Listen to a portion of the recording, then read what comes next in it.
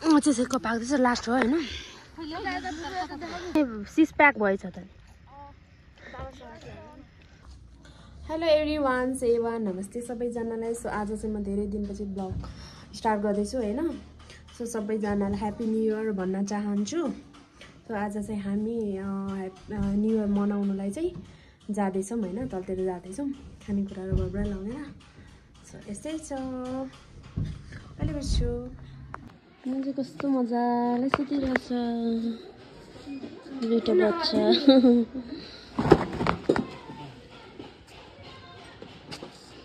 के हो यस्तो यसरी सुत्छ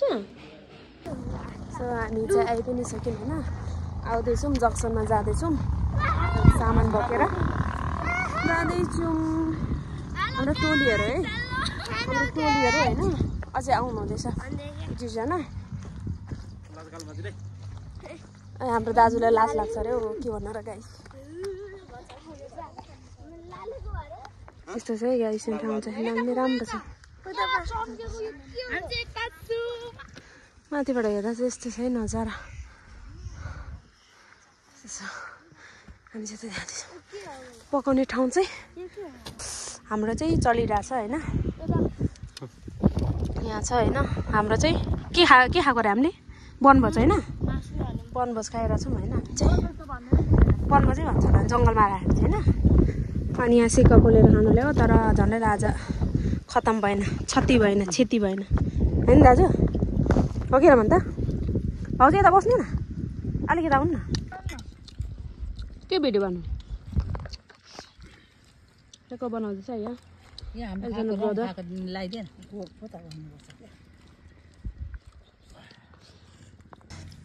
के खाएको बाबु के खाएको यता हेर बुढी त नि सिस प्याक भएछ त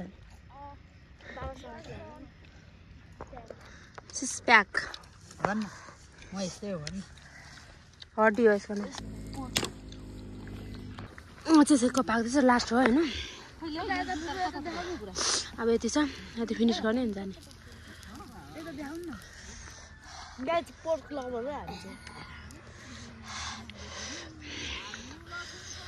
लास्ट आयो पिरो पाकेर तुलेको ओनर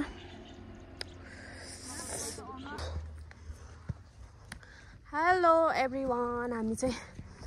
फोटो खिचिसक्यौँ भिडियो बनाइसक्यौँ होइन जाँदैछौँ घर जाँदैछौँ हिँड्दै जस्तो छ दामी छ ठाउँ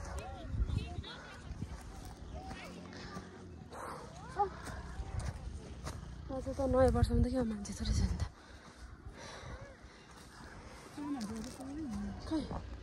ए गाडी भेट्नै बारे हुन्छ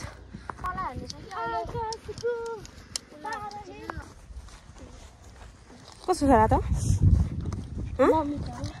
म हो मम्मी म चाहिँ को हो त नि ठुलो मम्मी र मम्मी हो नि त अनि को म मै हो नि फाइनली गाइज घर आइपुग्यौँ होइन हाला चाहिँ जाँदाखेरि कस्तो थियो आउँदा चाहिँ हाला चाहिँ यस्तो भइरहेछ होइन त्यो भएर आइपुग्यौँ सो लाइभ यहीँ गर्न चाहन्छु बाई बाई गाइज